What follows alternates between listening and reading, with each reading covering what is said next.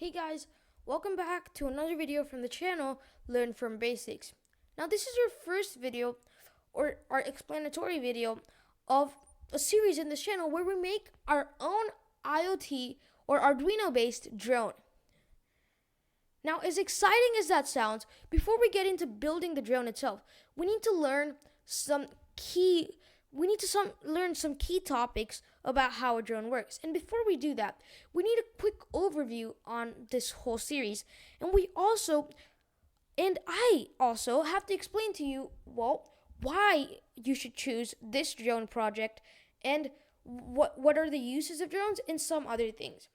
So without any further ado, let's learn how to make a drone with Arduino or IoT. So, before we get into anything, let's talk about some uses of drones. Drones can be used in many things. And some examples of ways drones help humans is delivering small packages. Now, yes, this technology or this branch of technology in drones is not fully developed and is not fully certified. It's still in development, and many people are trying hard to make this available in public.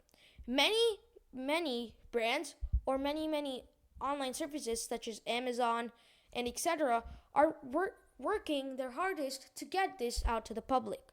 And as I said, big companies like Amazon and Walgreens have already started experimenting with this new idea, and I'm pretty sure that in a couple of years, like 2 to 3 years, this will be out in the public and might even be sooner. Then medical emergency. Now, the best way drones help in medical emergency is by delivering medicines in high speed to remote areas where doctors need them to treat their patients. Now, you might be wondering, why can't we just use a car? Well, since these drones go to remote areas, unlike cars, they don't have to face the rough terrain and in many places, bad roads. Now, the rough terrain and bad roads slow down the cars very, very much. And they make the car's journey, and they add the journey 2 to 3 hours, which is not acceptable. But with a drone, since it flies in the air, it doesn't have to deal with the rough terrain, so it can deliver the medicines very, very fast. And there are also other cool ways drones help in the medical industry. I'll link a very cool video on how drones help in the medical industry down in the comment section down below or in the description down below. Please do check that out. And then filmmaking. Now, we all know why drones are used in filmmaking. They're used to take really cool videos of either remote areas or really cool aerial shots in some movies, and in fact in many movies. You should get many results of this when you simply type in cool drone videos or movies that were shot by drones. You should get many videos that show you what this is all about. And last but not least, this is probably the most used purpose of drones, which is playing. Now, drones are just an amazing way to play with friends and family, especially because of how easy they are to learn and fly, and just how cool they are. And not only that, but when you fly a drone, you get a little sense of curiosity because of just how cool they are. Like, you have a pretty heavy object that is just gliding in the air without any help. Now, isn't that just great? Now, you might be wondering, how does that happen? Well, we'll learn all about that in our next video. Now, why make a drone using IoT? Well, here are 3 reasons that I've gathered. Number 1, you learn a lot of IoT concepts or subjects. Number 2, you can add on to the drone and make it your own. And number 3, you can get started with other programming languages. Now, you might not understand what this means. Well, let's elaborate a bit, shall we? Number 1. In this series, if you're a beginner or if you've done many IoT projects, you still learn a lot from these series. For example, when we're in the auto stabilization part of these series, you learn a lot of logical thinking and encoding and many logical like how to solve many problems using logical thinking when we're in that part of the video. And Not only that, but you also learn some really cool ways to use for loops. And since we're using the Arduino program, you also get to get familiar with the software, and we also learn the basic syntax of the Arduino software. And there are many other things that we're going to learn throughout this series that I just cannot mention in this video. But one example that I really like is communication between certain parts. Now, in this series, while building a drone, not only do we send data to parts like the drone motors, to the remote, and to vital sensors like the accelerometer, the gyroscope, and etc. But we also receive data, and we're going to learn about how to get that data stored somewhere and use it later. Now, all of this sounds exciting, and we'll dive deeper into all of these concepts in our next video. Number 2. You can add really cool stuff to your drone. Now, for example, if you like to listen to music, you can add a speaker to your drone to where you can upload audio files remotely through the remote and send it to the drone. And whenever the drone receives it, it plays that music. Isn't that cool? And not only that, but you can also add a camera to your drone to film really cool videos. And you can also make an FPV drone, but more about that later on, because we're just making a normal quadcopter in this series. And last but not least, again, these are just my imaginations. The possibilities are endless. All you need is some imagination, and you can make this drone your own. And again, the last example is an autopilot or an auto safety.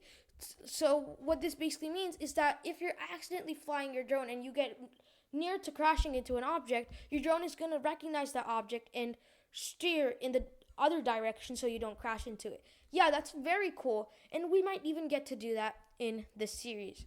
We'll just have to see. And last but not least, number 3, you get to start with other programming languages. Now, you might be saying, what are you talking about? Well, you can integrate your drone with languages such as JavaScript, Java, and Python to add many cool features such as face identification and following a certain person, following a certain line, and avoiding certain objects. Now, again, you can do very cool stuff by integrating these languages. All you need is imagination and some programming skills. And here's a quick bonus. Since getting our own remote control and transmitter is too expensive, what we're going to do is we're going to transform our phone or make an app in our phone that acts as the remote control of our drone. And we're most likely going to do this in Android Studio, but since many people don't have an Android phone, we're probably going to do it in another software, which we'll get to again in the part of this series where we make the app. Now, what components do we need? Well, most people watching this will probably not recognize these components straight away, but we're going to discuss these components in the next video, so I'm going to zoom past them. We need an Arduino Nano, which is the brains of our drone. You can also use an Arduino Uno.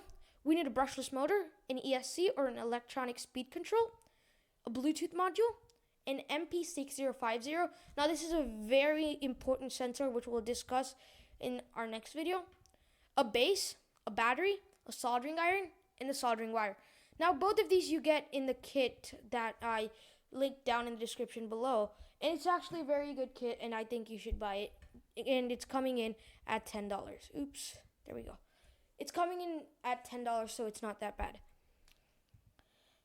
So here's a quick overview on our final project. So this is our application, and this is our drone. So when we click on the takeoff button, our drone takes off. But because via Bluetooth, our phone sends a command to the drone, which makes it take off. Oops, that's a bit too high. So why don't we bring that down? So we take this toggle down, and our drone is where it's supposed to be.